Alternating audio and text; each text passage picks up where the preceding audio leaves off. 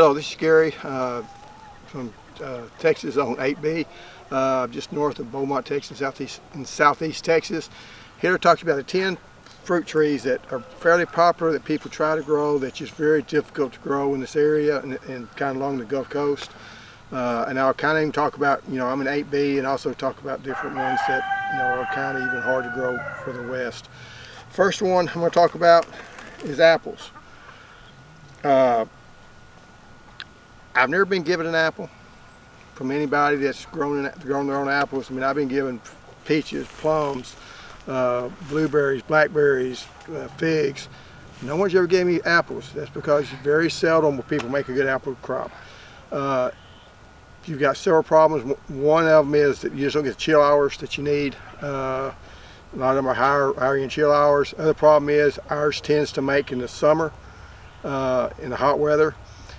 But really the biggest problem is the rootstock that we have available to us, and most of this MM rootstock just isn't really adapted for here. Doesn't like all this, the moisture that we have. And Geneva seems to do a little bit better, but we don't have a good rootstock first off, and then the better varieties aren't adapted. Now, some people in this area, they do have some low chill apples. Dorset Golden and Anna is the two probably better ones. El Shamir is another one that comes from Israel, but their taste isn't that great. In fact, most people say that the taste is about the same as you get in the store. I have heard of one or two people having success with those, but still, you still have a problem. They also have, if you get any that's got any type of dwarf the rootstock itself isn't supportive. So if you get a load of fruit, it's going to end up falling over. And I have seen that happen. Some friends of mine, that happened. They had a nice big Granny Smith, and then all of a sudden wind blew it over and it just kept blowing and ended up dying. I've seen some people that had some bigger trees, had very little fruit. A lot of times you also have pollination issues that come in. It's just a difficult tree for down south to be able to grow. Anyway. Second one I'm going to talk about, and this is for me. I've heard other people have had some success to it. It's Japanese plum. I haven't had any success with them. This is one here. It grew good, it looked good, it's growing, and then this year it died. And this is it died before we had the drought. It died in early spring. I've got several trees in here that I've grown. I don't think I've got a dozen plums off of it from the Japanese plum. Pluets, same thing. I've tried pluets. Couldn't really get them to bloom very good. The ones that did bloom, it didn't set. I think spring satin was one of them that I got 3 or 4 off of, but then you get nervous because you get 3 or 4 plums on a tree and you're afraid something's going to steal them. The Gulf Rose was one that tasted good but didn't make very good. Gulf Beauty, you have to have each tree to pollinate very well with them. I got a little bit off of it. I have had success with Chickasaw plum with the 2 improved varieties of Odom and Guthrie, but that's the only ones I've had of as plums. One of the problems is the smooth skin. You're going to have a lot of damage with your brown rot. You're going to have a lot of damage with the plum cuculio, which is the worm that gets in them. So just a lot of problems that you're going to have. Again, some people it's made. I think the further west you go, I think the better chance you have, because the smooth skin doesn't bother you quite as bad. Number 3, nectarines. I've got one tree over there that made a bunch of nectarines, and it just looked good, but the worms ate it up. And I thought, well, that'll be okay. And then right about 3 weeks before they would start making, brown rot hit it, wiped out almost every one of them. I mean, I probably had 200 fruit on there, and I probably got 6 of them that was kind of edible. I had to eat around the worms or whatever. You're gonna have a hard time. That smooth skin makes the brown rot worse. If you get a peach, that peach has a fuzz on it, it will make the brown rot not quite as bad, so you can kind of get a crop out of them. But nectarines are just hard to grow down in southeast Texas. Number 4 I'm bringing up is limes. The reason I bring those up, a lot of people they'll down in southeast Texas, 8B, especially 9A, you can grow your citrus. You think, okay, I've grown Myers lemon, they've grown their satsumas, and then they'll grow up Mama lime. There are different types of limes. The key lime is the worst as far as growing down here. It just can't handle the cold weather. 32 degrees, you're going to kill it. Persian lime can take down to about 30 or whatever, but we're going to get down to that every year. So unless you're further south and you plan on protecting it each year, and these are what I'm talking about, in-ground fruit trees, you're going to have problems with them. Now, if you want to put it in a pot and bring it in and out, you may have success with it, but don't think you can put that tree in the ground and be able to keep it alive. Number 5 is a tricky one. Number 5 is blueberries. A lot of people try to grow blueberries, and if you have the proper soil, they're easy to grow. I've got a blueberry orchard just across the street from me. Got, I think, 10 acres of blueberries. Does fine, makes a good crop every year. But if you have that gumbo clay soil, you're not going to be able to grow the blueberries. You have to have your sandy loam soil. It has to be acidic. You need about 4.5 to 5.5 acidity for blueberries. So if you got clay soil, it just doesn't drain well enough. Now, I'm not talking about surface drainage, the internal drainage. So they're either fairly easy to grow or nearly impossible to grow. Again, if you're really, if you're hard up and you say, I just want to grow some blueberries, you can put them in containers, put them in some potting mix. I've done that. I've kept them alive for several years. You just got to really keep working on make sure that potting mix doesn't get too alkaline, because if you're watering with city water, it's going to be alkaline. It's going to slowly start raising that pH. So you have to do some stuff to keep that pH down. You can put some hydrochloric acid, your battery acid, put that in it. Be really careful because it is dangerous, I guess. You do want to put the acid into the water, not the water into the acid. Or if you got a bucket, you want to fill it up first, and then you want to add the tablespoon or whatever you need to do to get that water acidic. Some people have had some luck with vinegar.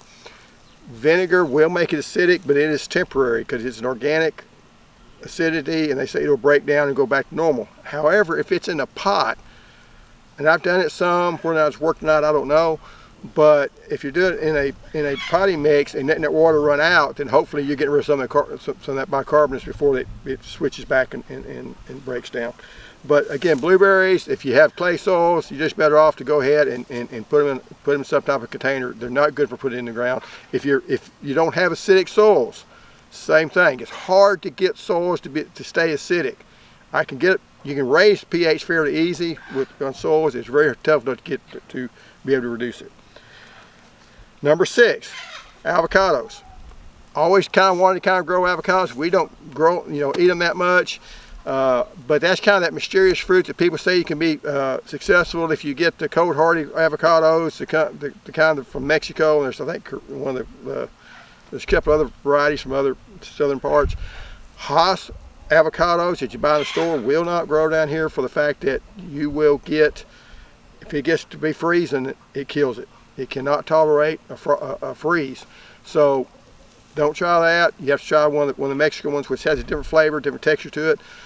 But even then, you start reading up and you start talking. I'm wondering, I said, well, you can do it, but you have to get you have to build kind of a mound out there, and you have to have this different type of soil, and you have to add this, and you do this about 9 to 10 months. It's possible, but it's extremely difficult. And I've even, if my research is right, there's 2 different types of avocados. One that from a group A and a group B, and to make it easy, you have to have one from a group A pollinator and one from a group B pollinator, because they will produce their pollen either in the morning or the afternoon, and they'll flower the opposite. So you need to get one that's flowering in the morning, so to pollinate the ones that flowers in the morning, and the other one will pollinate it when it gets all complicated. Number 7, everyone that comes from up north, first thing they want to do is plant cherries. I've actually got a phone call this year from somebody calling the office saying, hey, I want to plant a cherry tree. Do I have any luck? No. I don't know of anybody that's ever had a true cherry that's been able to grow it down south. If you have, put it down in the comments. First off, you have to have 2 different varieties.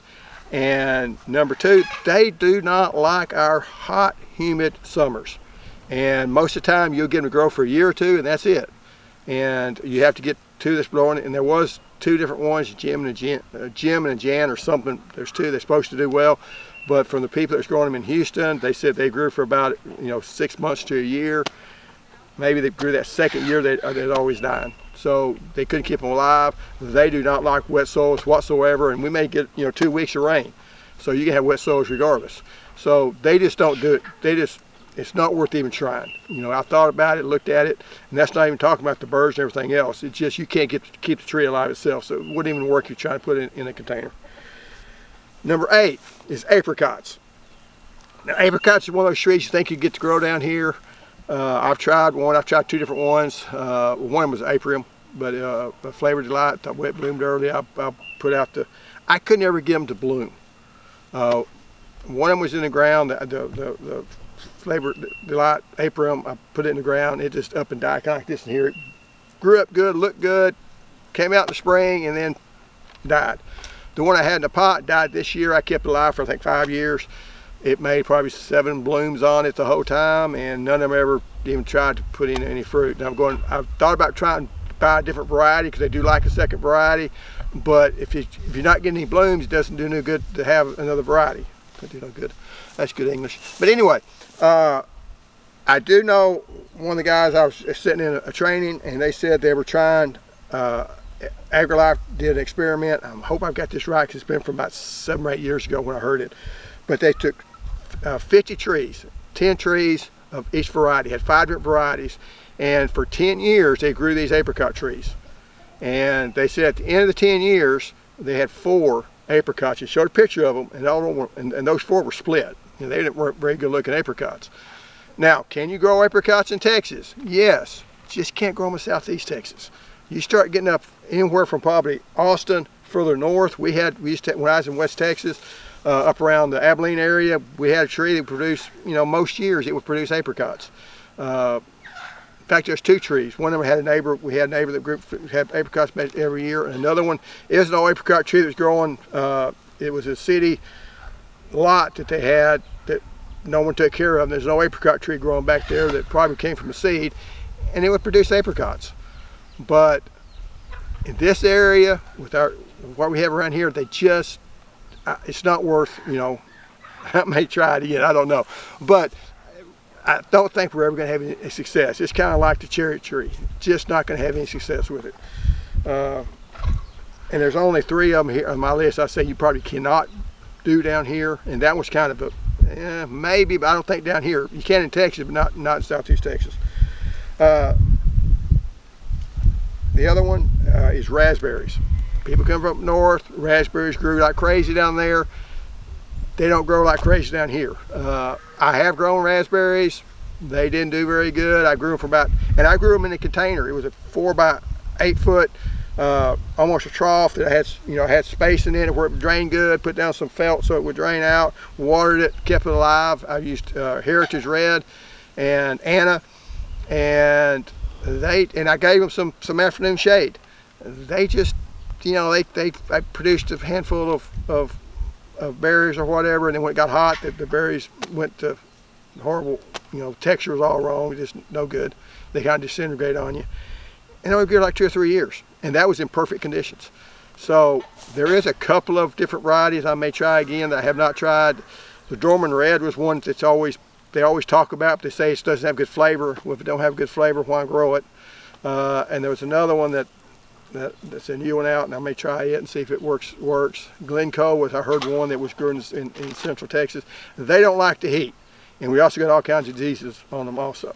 So if you're going to grow raspberries, you're going to try it, you're going to have afternoon shade, and I mean from like 2 or 3 o'clock on. That 2 to 5 o'clock heat is going to kill those, it's going to burn up the leaves. Number 10, almonds.